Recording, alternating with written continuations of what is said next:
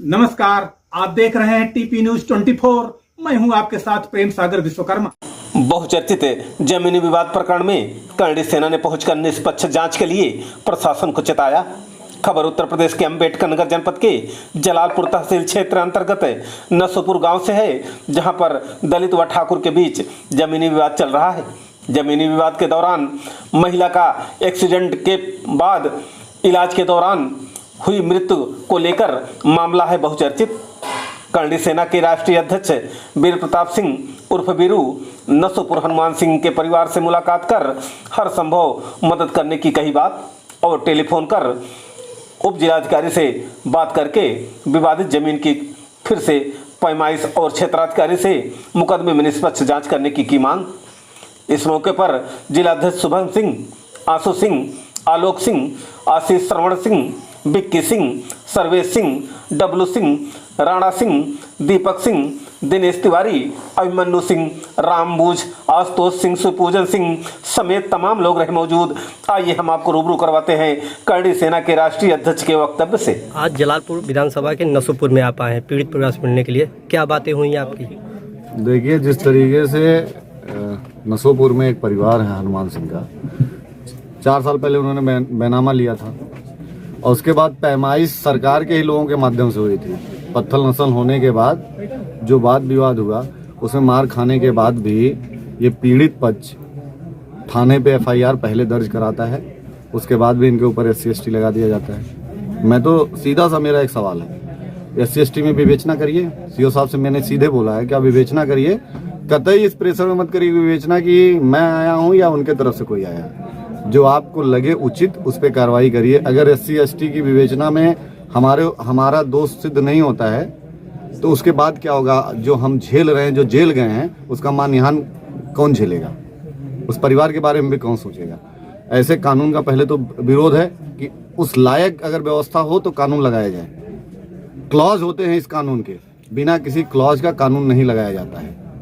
यहाँ पे जो भी कानून के द्वारा जो चीज़ें करी गई हैं, अभी तो फिलहाल मैं उस मूड में हूँ कि ये लोग सही कर पाएँ तो ठीक है, नहीं तो फिर जो चीज़ें होंगी उसके बाद इसकी जवाबदेही यहाँ के प्रशासन के लोगों को। अभी तो मुझे भरोसा है कि ये लोग उचित करेंगे जिस तरीके से मेरी बात हुई है, और अगर अनुचित करते हैं तो फिर बहुत दूर थोड़ी ना हम लोग। बातों से क्या लगा?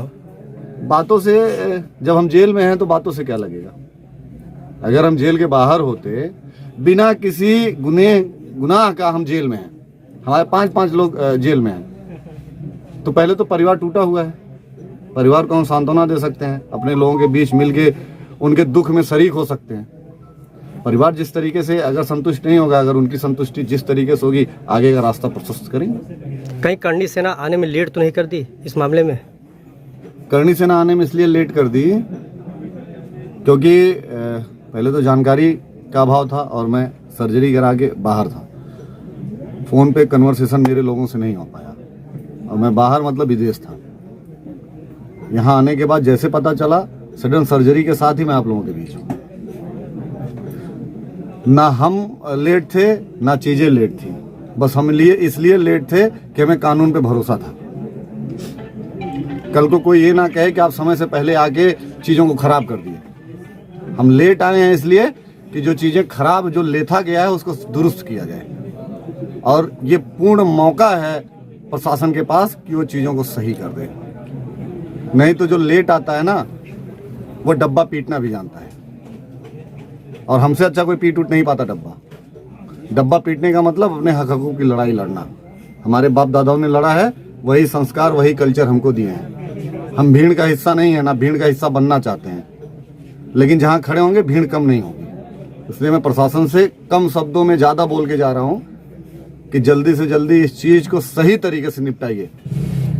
ऐसा ना हो कि फिर बहुत मजबूती से हमको लड़ना पड़े। यहाँ पे जो चीज़ें गलत हुई हैं, क्या भीम आर्मी के दबाव में ये चीज़ें गलत हुई हैं? मैं आपको बताऊं, अगर किसी के दबाव में प्रशासन झुक रहा है तो फिर उनको वर्दी पहनने का अधिकार नहीं होना चाहिए। आप पत्रकार हैं, आप जबरदस्ती मुझसे कोई चीज़ करवा देंगे अगर मैं नहीं करना चाहूँगा, आप गलत के साथ रहेंगे। आप संविधान के 4 अंगों में एक अंग हैं, आप स्तंभ में पत्रकारिता। आप जबरदस्ती कोई चीज़ करवा देंगे? आप लिखेंगे क्या वीरू सिंह इस मर्डर में शामिल, ऐसा कुछ आप लिख सकते हैं?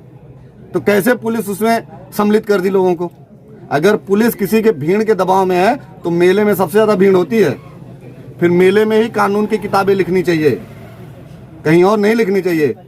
बगल में गोविंद साहब का मेला लगता है, पूरे अंबेडकर नगर जिले का सबसे बड़ा मेला, वहीं कानून जाके लिखना चाहिए पूरे जिले का।